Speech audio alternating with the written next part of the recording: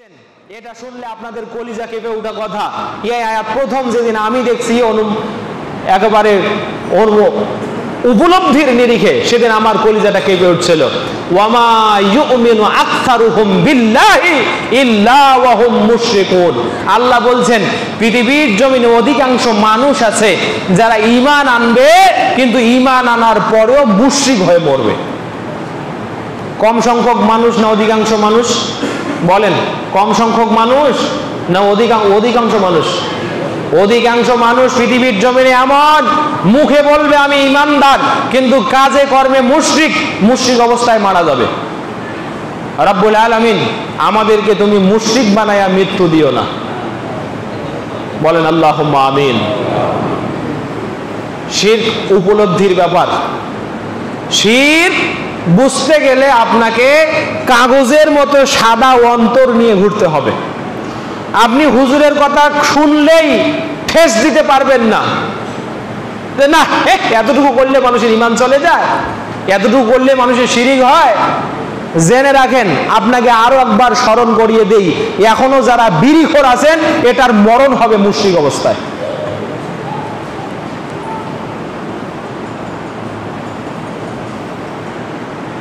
কথা ভালো লাগতে পারে, খারাপও লাগতে পারে। যারা খান না তাদেরকে ভালো লাগতে পারে, আর যারা খান তাদেরকে খারাপ লাগবেই। আপনি লিখে নেন, আবু দাউদের হাদিস, মুদমিনু খামরিন কাআবিদ ওয়াসান। আবেদ ওয়াসান মানে মূর্তির পূজক। মূর্তি পূজা করে যে তার মতো হলো বিড়িখোর, তার মতো হলো মদখোর, তার মতো হলো গাঞ্জাখোর, তার মতো হলো নেশাখোর। অত বড় শিরককারী যে মূর্তি পূজা করে সে বড় শিরককারী, ওর ঈমান ভেঙে যায়, ওর ইসলাম চলে যায়। তওবা না করে মারা গেলে জাহান্নামে যাবে, যাবে তো যাবে, আর কখনো বের হবে না, চিরস্থায়ী জাহান্নামে থাকবে। মনে রাখবেন, যে বিড়ি খায় ও মুশরিক অবস্থায় আছে, ও মুশরিক হয়ে মারা যাবে। আমি বলিনি, বলেছেন বিশ্বনবী মুহাম্মদ সাল্লাল্লাহু।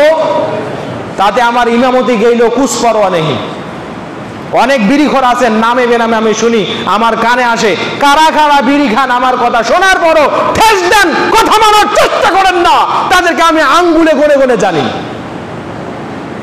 এই কারণে আমার কথা আপনাদের কাউকে কাউকে ভালো লাগে না। আমি তো আমার কথা বলি না।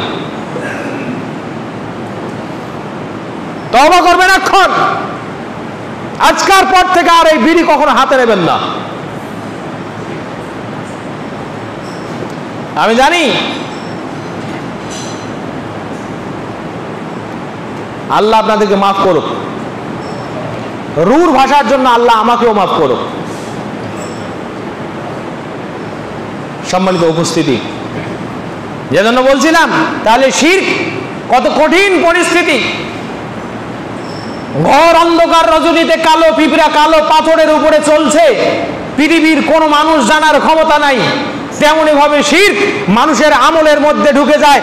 কোন মানুষ ঈমানের সাফাই গাইল, এইটা বুঝার তার পক্ষে ক্ষমতা নেই। তাহলে আপনাকে সর্বোচ্চ সতর্ক হয়ে পা ফেলতে হবে, আপনাকে সর্বোচ্চ সতর্ক হয়ে থাকতে হবে। কথা শুনেই যদি উল্টিয়ে দেওয়ার চেষ্টা করেন তাহলে কি হয়?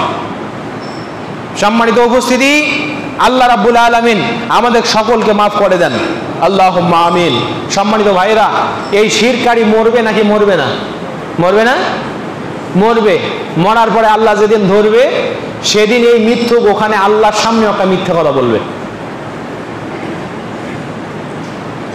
কোথায় আছে দেখেন, আল্লাহ রাব্বুল আলামিন আল কোরআনের সূরাতুল আনআম 22 থেকে 24 নম্বর আয়াতে বলছেন, وَيَوْمَ نَحْشُرُهُمْ جَمِيعًا ثُمَّ نَقُولُ لِلَّذِينَ أَشْرَكُوا أَيْنَ شُرَكَاؤُكُمُ الَّذِينَ كُنتُمْ زَعَمْتُمْ ثُمَّ لَمْ تَكُنْ فِتْنَتُهُمْ إِلَّا أَنْ قَالُوا وَاللَّهِ رَبِّنَا مَا كُنَّا مُشْرِكِينَ।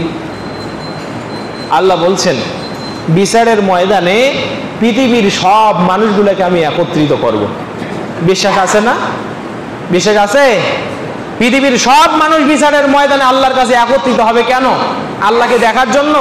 আল্লাহকে তো দেখবে মানুষ জান্নাতে যাওয়ার পর, জাহান্নামীরা কখনো আল্লাহকে দেখতে পাবে না, কারণ আল্লাহ হচ্ছে জান্নাতীদের জন্য সবচেয়ে বড় পাওয়া। তো হিসাবের ময়দানে সকলকে হিসাবের জন্য একত্রিত করা হবে। এরপরে আল্লাহ বলবেন সুম্মা নাকুলুল লাযিনা আশরাকু, যারা শিরিক করেছে তাদেরকে আল্লাহ বলবেন, এই শিরিককারীরা, এই মুশরিকেরা, আইনা শুরাকাউকুমুল লাযিনা কুনতুম জাআমতুম, তোমাদের ওই শরীকেরা কোথায় যাদেরকে তোমরা আমার সমকক্ষ দাঁড় করেছিলে, আজকে তারা কোথায়? আচ্ছা বলেন তো ভাই, আল্লাহ আপনার সব কাজ দেখেন কি দেখেন না? দেখে না? এ বিশ্বাস নাই? আছে। যদি এটা বিশ্বাস করেন তাহলে এমন একটা পাপ আপনার আছে যেটা পৃথিবীর কেউ দেখে না, এই বিশ্বাস তো করেন পৃথিবীর মানুষ না দেখলেও দেখেন তিনি আল্লাহ। আল্লাহ ওই শরীককারীকে বলছেন, তুমি যে পৃথিবীর জমিনে আমার সাথে শরীকি করতে, তা আজকে তোমার ওই শরীক, ওই যাকে তুমি আমার সাথে সমকক্ষ দাঁড় করাতে, সে কোথায়? ও এবার বলবে আল্লাহ, ক্বালু ওয়াল্লাহি রাব্বিনা, হে আল্লাহ তোমার জাতের কসম, ওয়াল্লাহি আল্লাহ তোমার কসম, রাব্বিনা তুমি আমার রব, আমাদের মালিক, মা কুন্না মুশরিকিন, আল্লাহ পৃথিবীর জমিনে আমরা মুশরিক ছিলাম না।